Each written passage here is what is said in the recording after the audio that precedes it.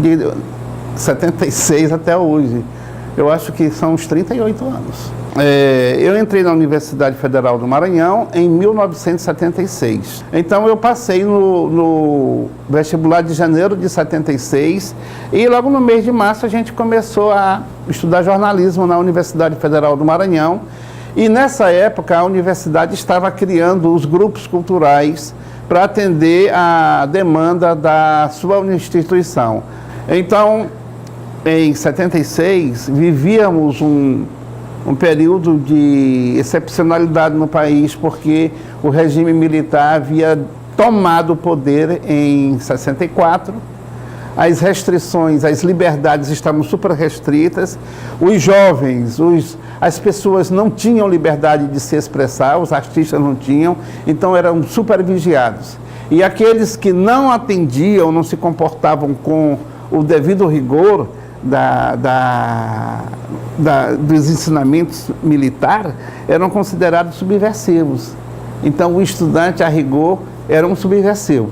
Então tudo que era feito nas universidades, nos estabelecimentos de ensino, tinha que ter a chancela da Polícia Federal. Não era nem Polícia Estadual, era a Polícia Federal. E entre as ações desenvolvidas ou implementadas naquele período foi a criação do Cineclube Universitário. Então, a universidade havia criado um coral universitário, criou um cineclube universitário, criou um grupo de teatro, criou um grupo de pesquisa folclórica, um grupo de músicas de câmara, que eram dirigidos a músicas eruditas, que, a rigor, não ofereciam grande ameaça ao poder instituído na época, ou à ordem pública naquela época. Talvez dessas manifestações, o mais audacioso, ou o que oferecia algum grau de dificuldade, seria o cineclube. Por quê? O cinema, ele espelha a realidade, ele espelha o mundo em que a gente vive. Então ele vai exibir filmes de diversas etnias, de diversas índoles, de diversas temáticas. E isso poderia trazer algum grau de preocupação. O professor Mário Cella, que é ex-padre, volto a dizer, ele ofereceu uma oficina de roteiro. E para realizar essa oficina foi convidado o fotógrafo oficial de Glauber Rocha na época, que era Fernando Duarte.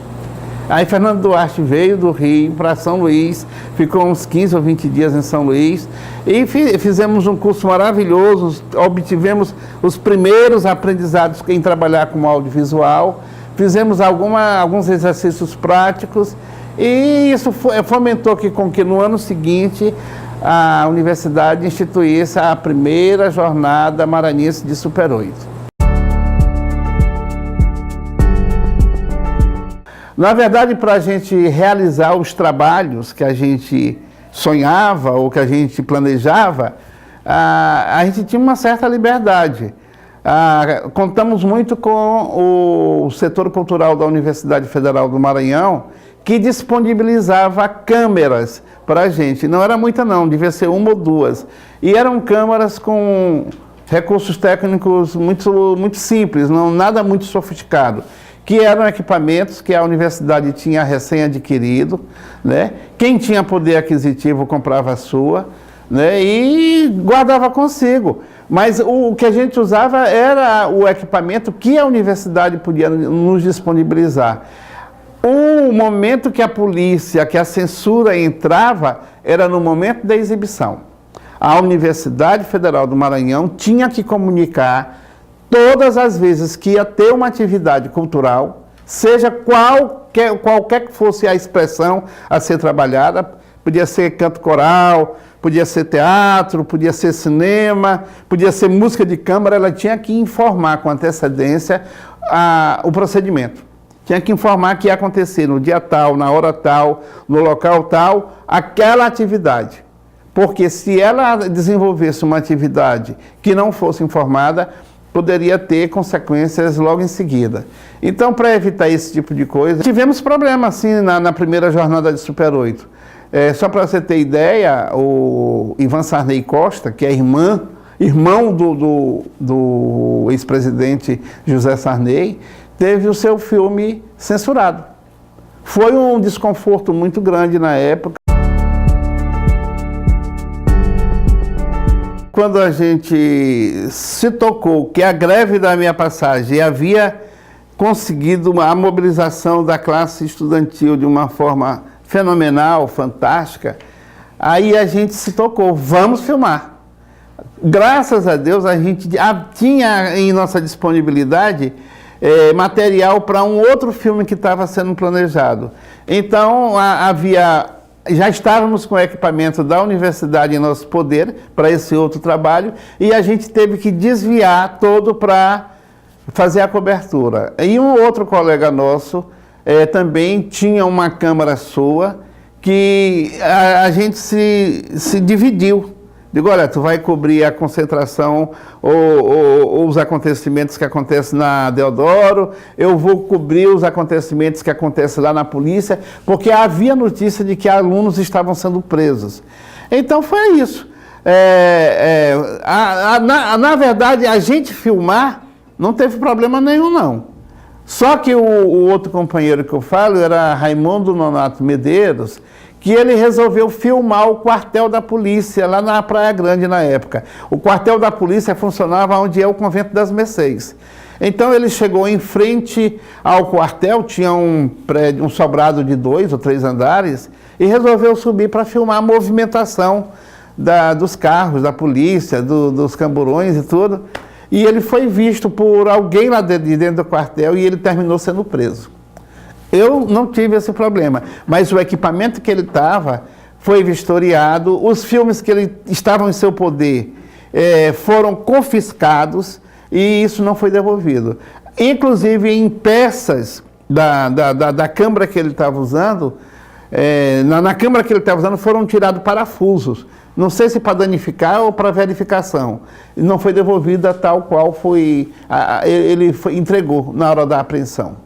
Então, houve uma repressão, sim, muito grande.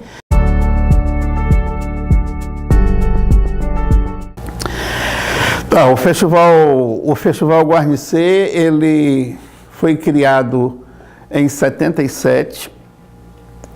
Eu ganhei fui premiado nos 5 primeiros. E fui premiado com o primeiro lugar. Só que a partir do terceiro, se criou categorias, né? E então havia melhor filme, mas havia melhor documentário, havia melhor ficção. Foram instituídas premiações por categorias. No início dos anos 80, até 80, 81, se não me falha a memória, eu fui concorrente. Em 81, o professor Mário Cella, ou 80, final de 80, estava deixando o Departamento de Assuntos Culturais da UFMA. Ia para lá um outro diretor, que talvez não tivesse a mesma visão de gestor que o professor Mário Cella tinha. E a tendência era acabar com o festival ou ter uma interrupção abrupta. Então, nesse período, eu abri mão, também estava me formando, de ser concorrente e partir para a gestão. Né? Eu digo, não, nós vamos auxiliar na produção do festival e desde essa época eu não concorri mais, eu passei a ser também gestor e fiquei na gestão do festival a partir desse 5º ano até a 31ª edição.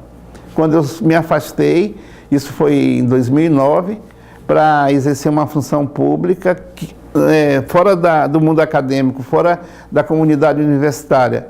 Eu fui ser presidente da Fundação Municipal de Cultura na gestão do ex-prefeito João Castelo, que me convidou para ser presidente da FUNC. E fiquei lá durante 4 anos. Depois eu não voltei mais para o Departamento de Assuntos Culturais, onde eu fui também diretor por 12 anos. E na época a gente manteve não só o Festival Guarnicê de Cinema, mas mantivemos toda uma grade de eventos e criamos toda uma grade de eventos voltado para a comunidade universitária e para a própria comunidade em geral, que chegamos a ter 15 projetos por ano. O interesse das pessoas que estavam no cineclube no Cineclube Uirá, da Universidade Federal do Maranhão, na década de 70, ele se direcionou mais para o documentário porque o universitário estava preocupado em questionar a realidade na época. Estava preocupado em cobrir uma lacuna que a televisão não cobria. A televisão, na época, a única, que era a TV difusora, existia uma outra, que era a TV educativa. Então, a opção dos documentaristas, dos realizadores na época, por fazer documentário, era para cobrir essa lacuna. Não que não tenha havido ninguém que tenha experimentado fazer ficção. Teve. Mas era um foco que não era muito presente aqui em São Luís. Isso já era diferente em outros centros urbanos, em outras capitais do país, onde havia eventos audiovisuais. Havia uma lacuna nos meios de comunicação formais da época que não cobriam a nossa realidade com o devido rigor.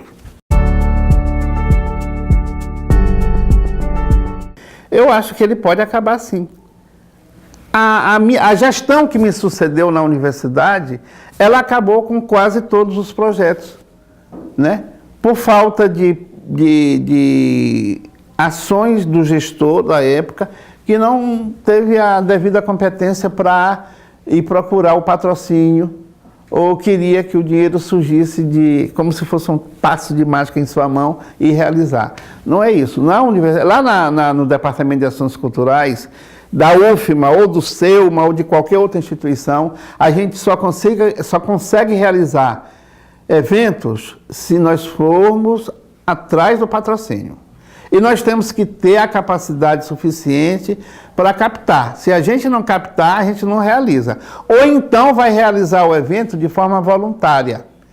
Como eu fiz, por exemplo, eu estou tirando a minha experiência pessoal, porque isso eu fiz a vida toda.